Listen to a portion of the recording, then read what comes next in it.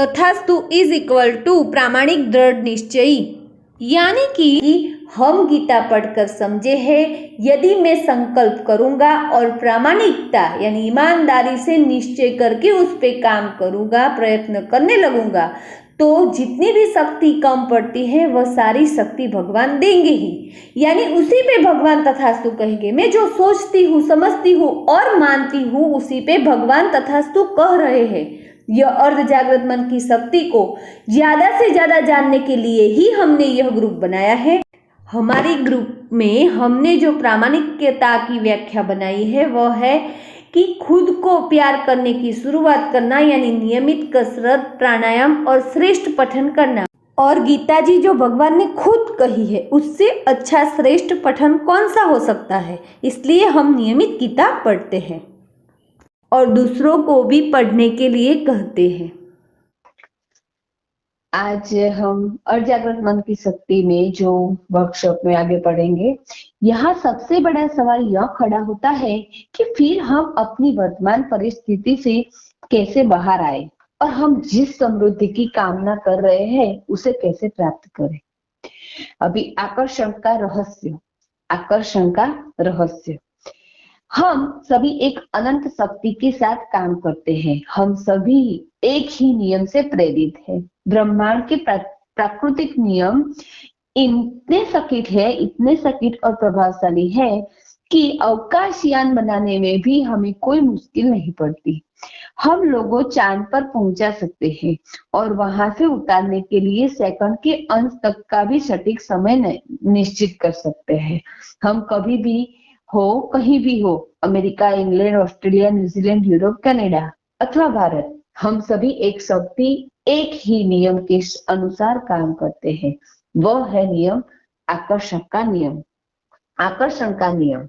यहाँ एक बात समझ लेना जरूरी है कि आपकी जिंदगी में जो कुछ भी वास्तविक में घटित हो रहा है उसे आपने स्वयं ही आकर्षित किया है। अपने मन में आपने जो छवि बनाई है उसके अनुसार ही घटना को आकर्षित किया है। आप जो विचार करते हैं घटना उसी का जीवंत रूप है। अपने मन में जो चल रहा है उसे आप अपनी ओर आकर्षित करते हैं। आकर्षक के रहस्य का समझने के लिए हमें पहले उसके साथ जुड़े हुए अन्य भागों को समझना होगा। वह है तरंगों का नियम। तरंगों का नियम यह कहता है कि हर एक चीज तरंगित है। कभी भी घटित कोई भी चीज छोटे परमाणु के कण से लेकर विशाल बहुमंजिला मकान तक लगातार शक्ति के तरंगों की स्थिति में ही होते हैं। कुदरत में हमें जो कुछ खाली आंखों से ठोस चीजों को देखते हैं वे जैसी दिखती है वैसी है नहीं। चाहे वह कंक्रीट, कांच या स्टील, यह सब सतत गतिशील ऊर्जा की स्थिति में होते हैं। हम सब गतिशील ऊर्जा के महासागर में जी रहे हैं। वो हमारे साइंस में भी पढ़ने में आता था कि अंदर परमाणु परस्पर गति करते हैं। तो भले वो चीज लोखंड का टुकड़ा है लेकिन उसके अंदर गति चल रही है, यानी हम सब गतिशील ऊर्जा के महासागर में जी रहे हैं। इसी तरह अंतिम सत्य यह है कि आपके अंदर एक ऐसी शक्ति है जो आसपास की परिस्थितियों से भी कई गुना ज्यादा श्रेष्ठ है और इस सबसे ज्यादा आपके पास सोचने की स्वतंत्रता, इस इच्छा शक्ति है। आप जो सोचते हैं यह विचार ही आपको अपने जीवन में आप जो पसंद करते हैं उसे दिशा प्रदान कर शक्ति देता है। परंतु यह एक चीज समझने जैसी है। कौन सी चीज समझने जैसी है?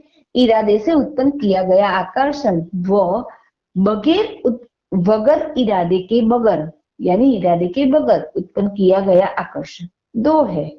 यानी हर कोई चाहता तो बहुत कुछ है, ये चाहिए, लेकिन सिर्फ सोचता है।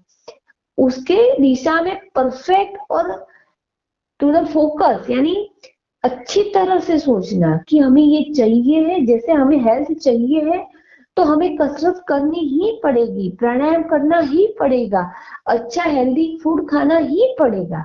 इसके बारे में कोई नहीं सोचते, वो नहीं करना है तो फिर नहीं हो सकता।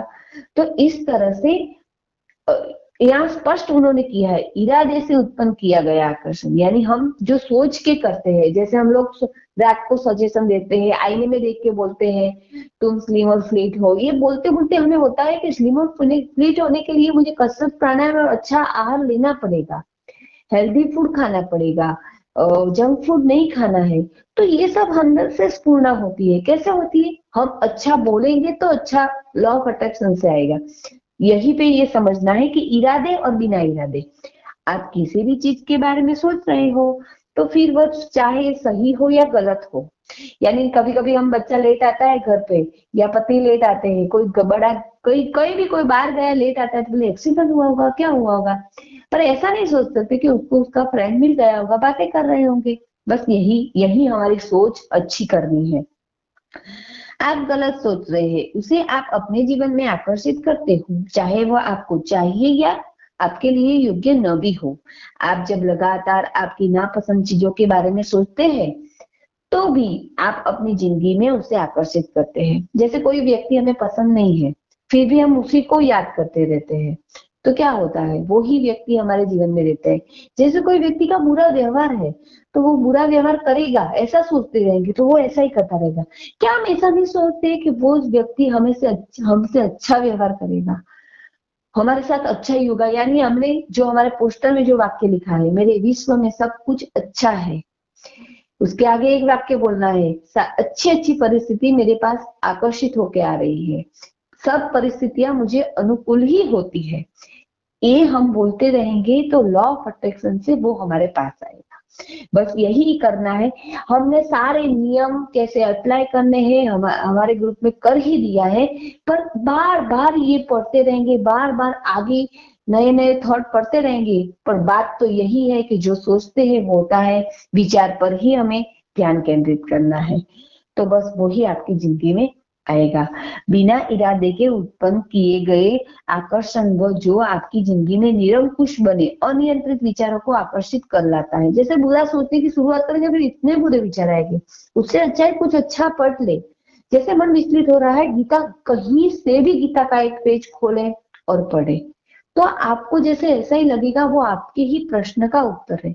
सिर्फ हमें एक दृष्टिकोण बनाना है। बस ऋण से बाहर निकलने के लिए ऋण की चिंता करते रहेंगे तो आप लगातार उसे ही आकर्षित करते रहेंगे और आप अधिक ऋण में घिर जाएंगे।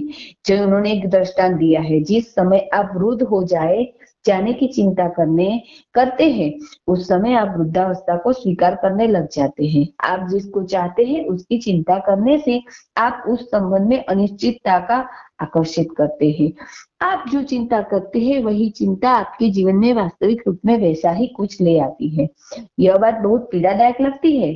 कोई भी विचार जो आपके अजागृत मन के द्वारा किया गया हो वह आपकी जिंदगी में उस चीज को आकर्षित करता है, परंतु आप निश्चिंत रहे, क्योंकि कभी उसके विपरीत भी हो सकता है। हर एक अच्छे आनंददायक विचार आपकी जिंदगी में वैसे ही सकारात्मक चीजों को भी आकर्षित कर सकते हैं। अब तक भले ही गलत सोचा, जैसे कोई व्यक्ति क्या है, कभी किसी को संतोष नहीं होता है और किसी के थाली का लड्डू बोलते हैं हमारे यहाँ, तो किसी के जो भोजन में होता है वो अच्छा लगता है, हमारे भोजन में अच्छा नहीं है। पड़ोसी के बच्चे अच्छे हैं, पड़ोसी के मम्मी पापा अच्छे हैं, ऐसा हम सोचते हैं, दूसरे का ही अच्छा लगता है। तो वो क्या हुआ, एक तो पहला एक हमारे ये होता है कि जो भगवान ने हमें दिया है उसका थैंकफुल बनना है, उसका आभार व्यक्त करना है। उससे अब हम विपरीत, किसी का अच्छा है मेरा अच्छा नहीं है, यानी वो एक गलत बात है। और किसी के साथ ही अच्छा होता है मेरे साथ नहीं होता है, वो भी एक गलत बात है। बहुत सारी बातें एक दूसरे से जुड़ी होती है, लेकिन हमें उसके उसके अच्छे कैसे बनाना, अच्छा कैसे सोचना, इसलिए ही हमने ये ग्रुप बनाया है। यह बात बहुत पीड़ादायक लगती है, पर अब एक बात सुन लीजिए। अब एक बात बहुत बेहतर है, हम आपको सरल पद्धति सिखाना चाहते हैं जो इस तरह से है। विचार प्लस भावना इज इक्वल टू आकर्षण। ये भी हमारा आ गया है, हमने पढ़ा है, यानी इमोशन जोड़ना है। जो चाहिए वो मिल गया है ऐसे उसे फील करना है।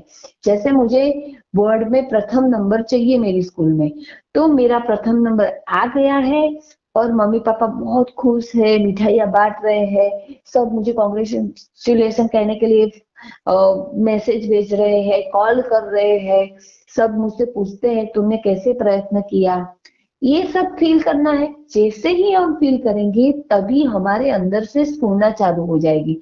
लगता है कि गप्पा क्या मारने का, ऐसे क्या मन गढ़ंत कहानियां बनने, लेकिन ऐसा जब हम फील करते हैं ना, तब हमारा मन हमें बोलता है तुम पढ़ाई करते हो तो मुझे एक टाइम टेबल बनाना है, रोज का इतना पढ़ूंगी तो इतने दिन में इतना कवर होगा, फिर इतने दिन में रिवीजन होगा, फिर लिखने की भी प्रैक्टिस करनी है तो रोज का थोड़ा लिखने की प्रैक्टिस। सब हमारे दिमाग से ऐसे स्फूर्णा होती रहेगी और फिर हम उस पे काम कर पाएंगे। लेकिन उसके लिए पॉजिटिव क्या करना है, फील करना है, सिर्फ फील करना है। सोते समय, उठते समय, जागते, बात करते, कभी भी पूरे दिन हमें यही फील करना है। यानी हमारी मूवी, माइंड मूवी जो हम बोलते हैं हमारे ग्रुप में, एक माइंड मूवी क्लियर होनी चाहिए कि हमें क्या चाहिए, हमारा लास्ट सीन कौन सा है, उसको फील करते हुए पूरी मूवी हमें क्लियर होनी चाहिए। और ऐसा होता है, मैंने पहले भी एक बार बताया है, अभी फिर से बताती हूँ। जब भी मैं ग्रीनरी जोती थी और बहुत हरियाली देखती थी तब मुझे ऐसा लगता था ऐसा ही माहौल होना चाहिए घर के आसपास, जो क्योंकि मेरा घर बहुत बड़ा था अहमदाबाद में, लेकिन क्या है ग्रीनरी नहीं थी बहुत बड़े, बस पूरे मकान ही मकान थे। तब मैं इसको आकर्षित करके, अभी मैं शादी के बाद 12 साल से ग्रीनरी के बीच में ही रह रही हूँ। तो जिसको मैं हमेशा फील करती थी, ग्रीनरी देख के मुझे इतना आनंद होता था, बस मेरे रूहाटे तक खड़े हो जाते थे, इतना आनंद रहता था मेरा। तो बस अच्छी फीलिंग होती है तब भी हमारे रूहाटे खड़े हो जाते हैं, और बुरी फीलिंग में भी रूहाटे खड़े होते हैं। तो जब अंदर से जो हर्ष होता है तो वो ही लॉ ऑफ अट्रैक्शन से हमारे पास आता है। तो बस इसके बारे में सोचना है, विचार प्लस भावना इज इक्वल टू आकर्षण, thought plus emotion is equal to expression. बस आज यही यही हम सोचेंगे, पूरा बुक ही इसके लिए है। तो आज का हमारा जो सोचने का है, इरादे से उत्पन्न किया गया आकर्षण। મારે મારો એટલે ગુજરાતીમાં બોલું છું, મારે મારો ઈરાદો નક્કી કરવાનો છે, હિન્દીમાં થાય છે मेरा इरादा पक्का है तो मैं कर पाऊंगी। एक तो पहले ये है कि दानत, दानत चाहिए हमें, तो इसका इरादा रखेंगे, हिंदी में इरादा बोलते होंगे। तो यदि मैं इरादा पक्का करूंगी तो मेरे साथ वो ही आकर्षित होके के आएगा। पर इसके लिए मुझे जो चाहिए वो मुझे मिल गया है, ऐसे मुझे फील करना है, मुझे ऐसे अनुभव करना है, आंख बंद करके उसका दृश्य खड़ा करना है। उसका सूत्र है विचार पर प्लस भावना इज इक्वल टू आकर्षण, thought plus emotion is equal to attraction. बस आज यहीं पे रखते हैं।